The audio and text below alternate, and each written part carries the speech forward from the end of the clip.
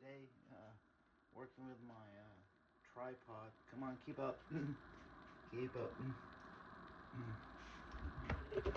In the kitchen, we've got brown sauce made with Mrs. Buttersworth,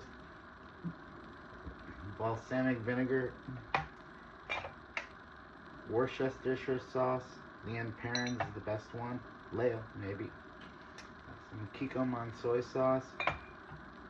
Some of the panda oyster flavored sauce.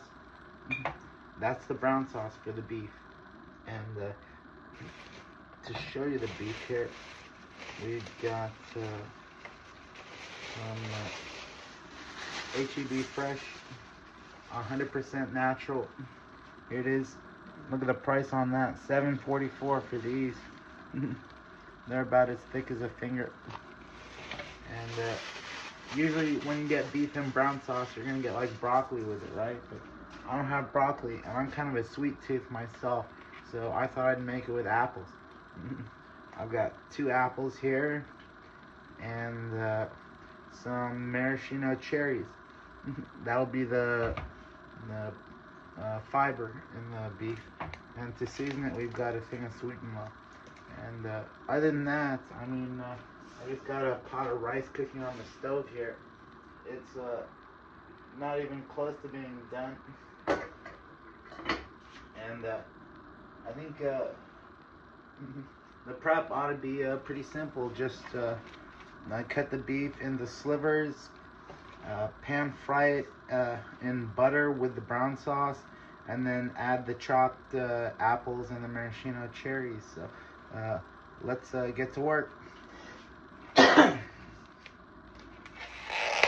First up, we're going to chop our beef and apples into slices. So get this plate here. IKEA plate is over a zillion years old. I had it a long time.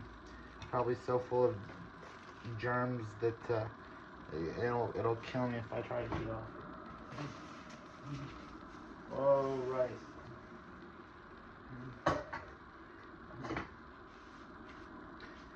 And we got a plate for the beef and a plate for the apple. Down here. How do I work this thing?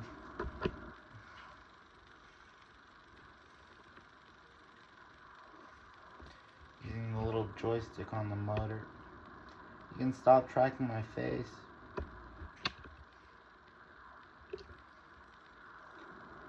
Stop tracking my face. Okay. To do these apples, just cut it in half, lay it flat, cut it in half again, core that out. The seeds are actually the best part, but we're taught not to eat them. I don't know why. Maybe they're like some kind of poison bait for whatever's eating the apple to die and have its body turn into rotten fertilizer for the apple. And these apples have a lot of freckles on them, almost like they were stuck with a zillion needles, you know? I don't know if that's the case, but we should be careful when eating to buy foods that aren't loaded with drugs from the FDA.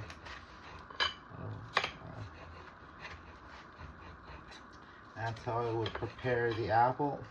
Just repeat the process.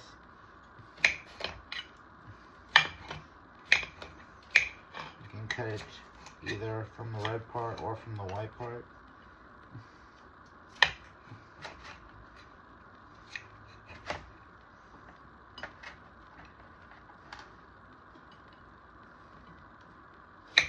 I prefer to do it like this since it gets a nice and easier job.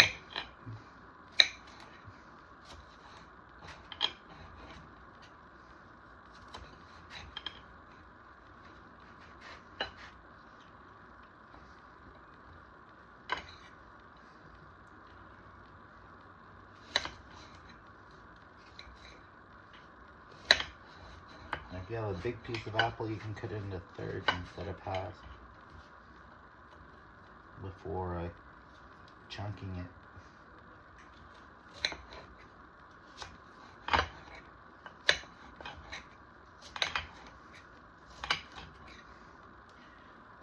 And so today we're gonna be cooking in this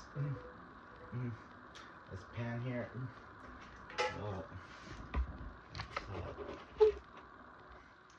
Get that on the stove.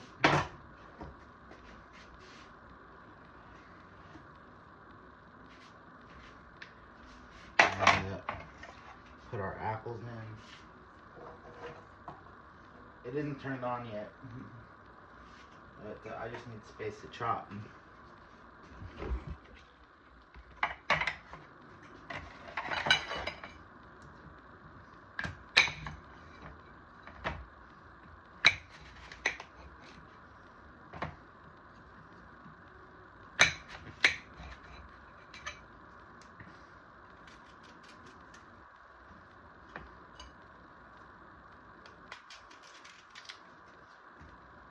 You can hear the music, it's kind of faint. I almost need some soundtracks and playlists from Spotify music. We've got the rights to this music, but I don't know exactly who it is playing. Yeah, it's hard not to have music going when you're a musician scholar like I am. I still got those family medals from 1990s and 2000s for things like ensembles and UIL, and made it all the way to state band senior year of high school. Very close competition.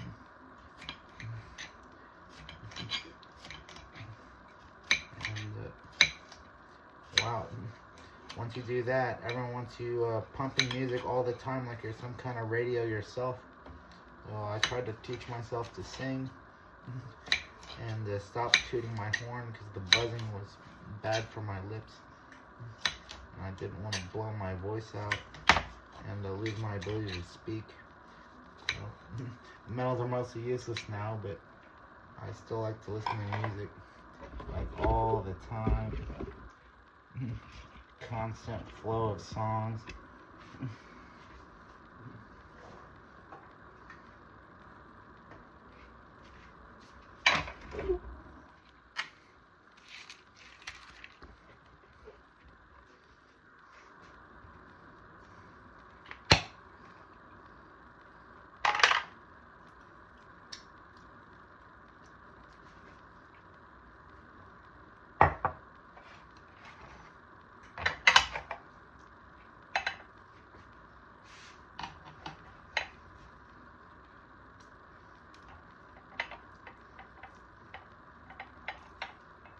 This always gets cut from the camera because it's kind of a gross process, huh?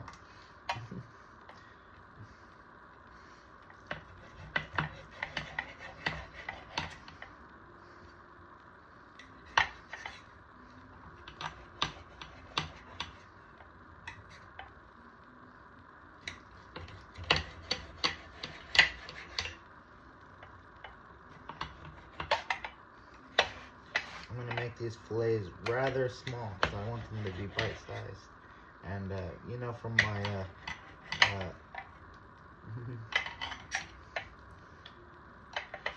Nicky Nuggets video, my beef nuggets video, if you watched it and listened to the audio on it, that bite-sized food is important. Very, very important. And nothing beats bite-sized. You don't have to overextend your jaw to get the food in your mouth. Unhinge your jaw or something like a boa constrictor.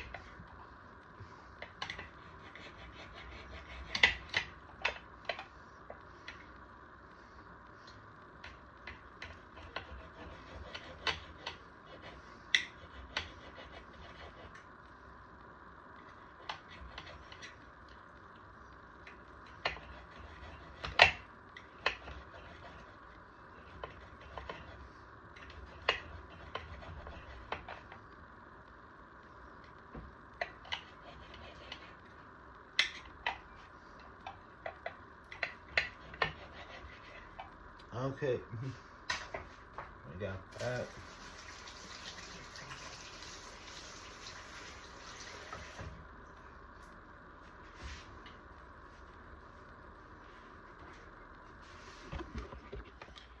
Oh, it's time to load this pan up. Let's turn on the heat to medium. Is the rice done? Almost. Rice almost done.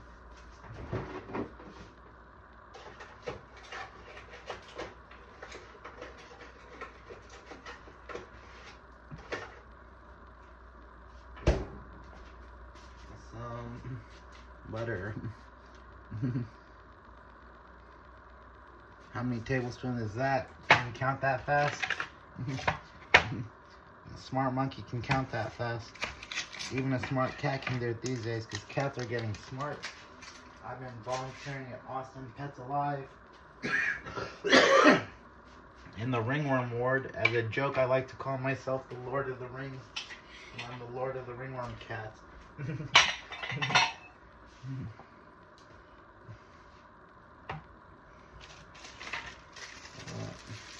Get a fresh spoon here and pull out some of these cherries.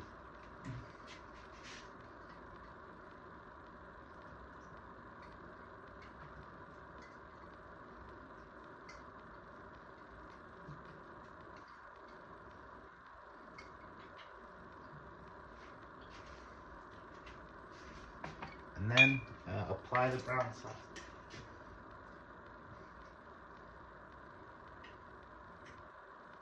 So we've got about 2 tablespoons of this Panda oyster sauce.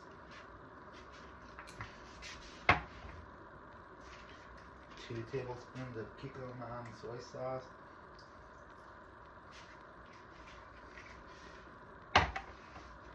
2 tablespoons of Worcestershire sauce. That's a lot. This stuff is flavorful. 2 tablespoons of the Alessi balsamic vinegar. You know, I learned when I was growing up that 2 S's makes a Z sound. So is it Alessi? That would be funny for Riyadh. Your name is Riyadh.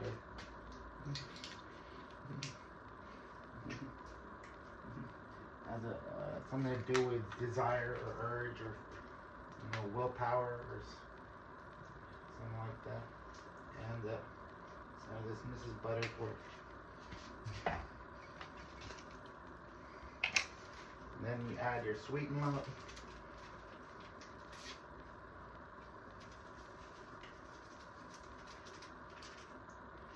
And this should be heating up any second now. Once it's done heating, you just wait for the brown.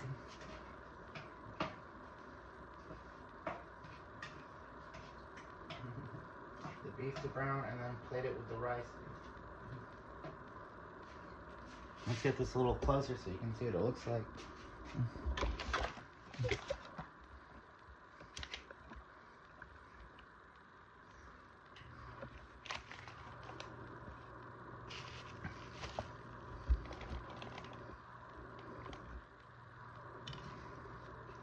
A little weird, huh? You're not used to seeing sweet meat, but I guarantee you it'll taste good because everyone hates broccoli but eats beef and broccoli. What's the damn point? Everyone loves apples and everyone loves maraschino cherries, and that should go way better with the beef. Don't be ashamed of stuff like that. I mean, if you've got a cake recipe that calls for vegetable oil, try using pie filling instead. If it's like a cake recipe, it makes a way better souffle, I found.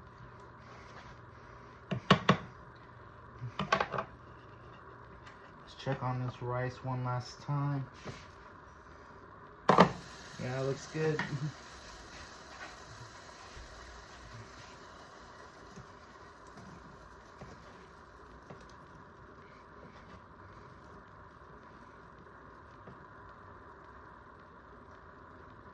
Oh, nice and fluffy. Tastes perfect. I'm gonna rinse these dishes. Watch my cook. Watch my food as it cooks.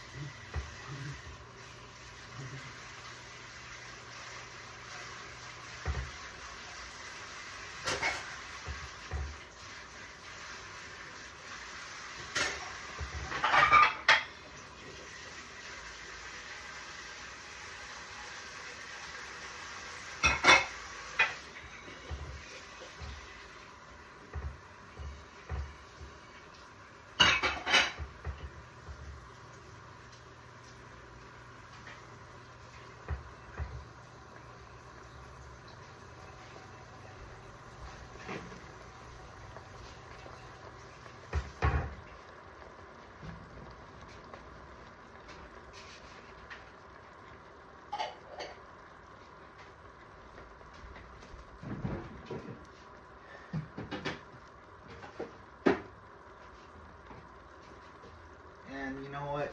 Last minute addition, since I realized I got this, we'll use the Smucker's Strawberry Squeeze. We get 3 red fruit flavor. Triple red. Triple red. Yeah. Come on.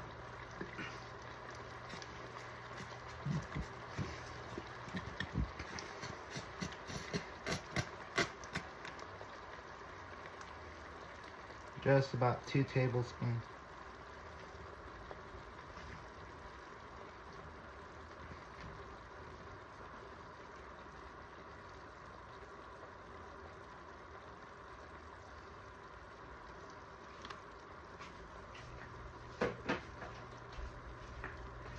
Put away these brown sauces because they are refrigerated.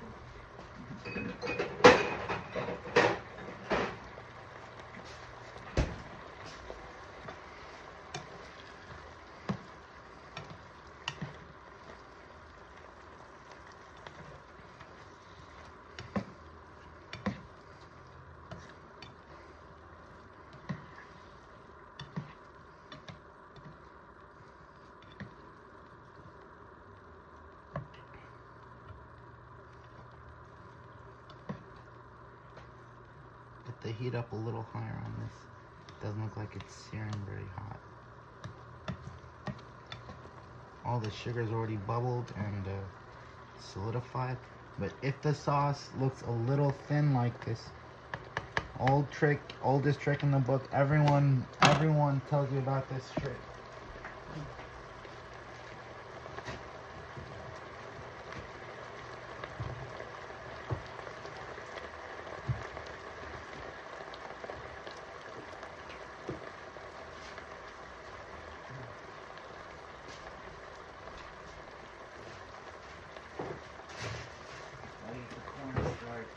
Where is my cornstarch? Do I even have cornstarch?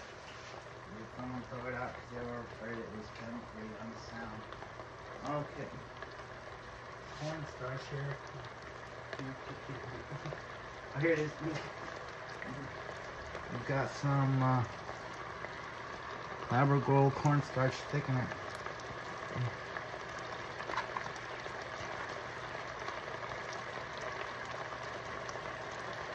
Just about half a tablespoon.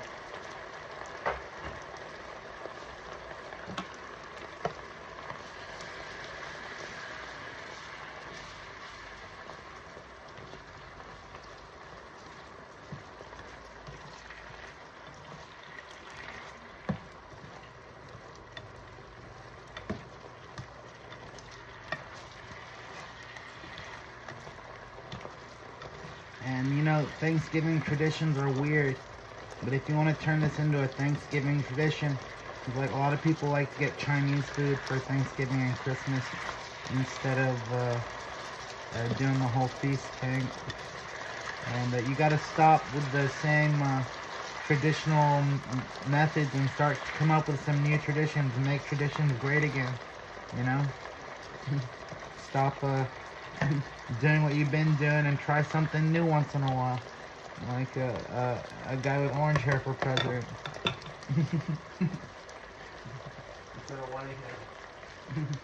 Well, here we go. Log it. Get your rice in.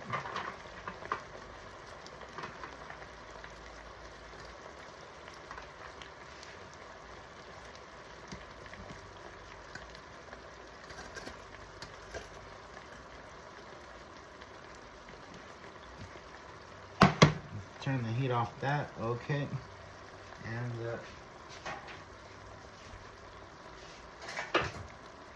using a serving spoon, probably because there's a lot of sauce in this. Just put your beef and apples and cherries and sauce on top with all those great flavors. Yummy, melted together. And cornstarch to thicken it up. Cornstarch didn't do much, huh?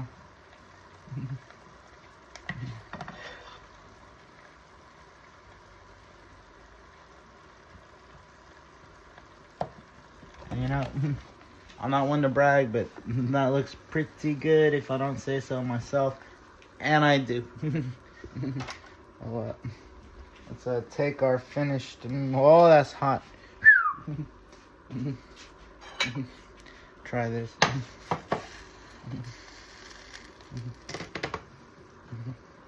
Take our finished meal over to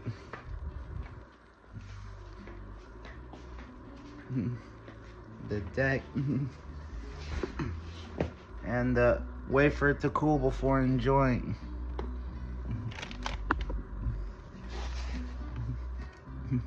Or if you want to burn your mouth like me because you're so excited.